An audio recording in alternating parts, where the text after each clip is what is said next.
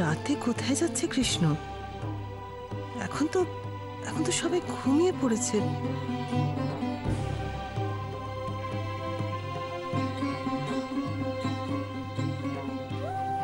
কুসুমের সাথে ওর কোনো একটা সম্পর্ক ছিল, এটা আমারও মনে হয়, কিন্তু ভেবেছিলাম সেদিনের পরও মীরাকেই মেনে নিয়েছে।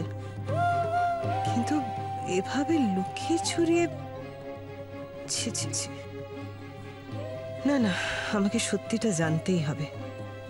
মীরার মুখের দিকে তাকিয়ে আমাকে এই অপ্রিয় কাজটা করতেই হবে।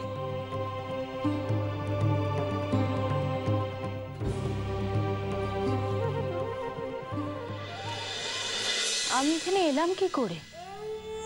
তোর অ্যাক্সিডেন্টটা আমি যে গাড়িতে ছিলাম সেই গাড়িতেই হয়েছে। হ্যাঁ, হঠাৎ একটা ধাক্কা, আর তারপর কিছু মনে পড়ছে না।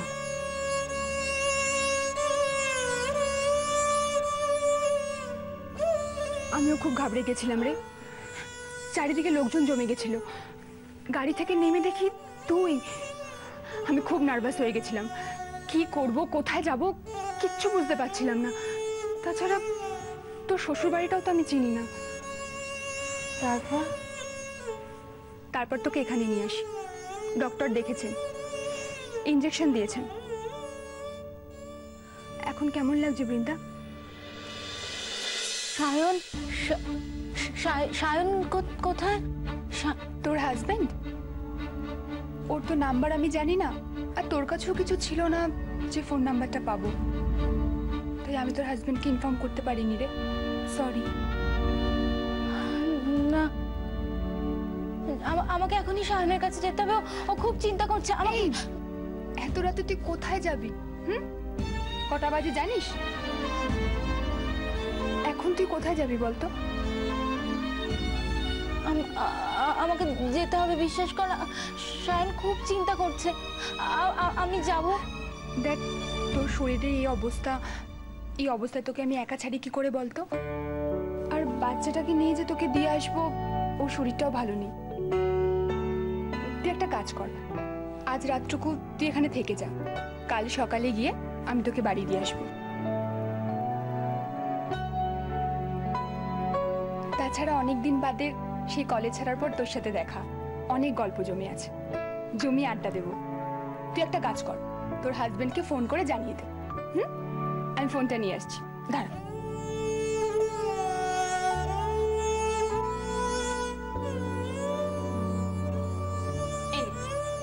ফোন কর, আরে কর, জানিয়ে দে।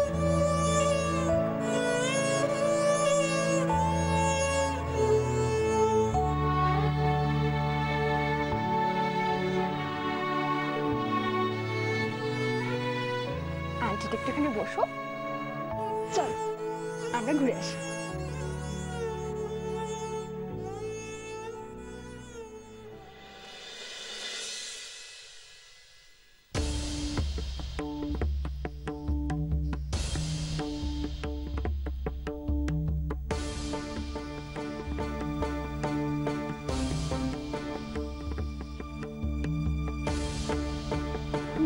বেজে যাচ্ছে, ধরছে না কেন?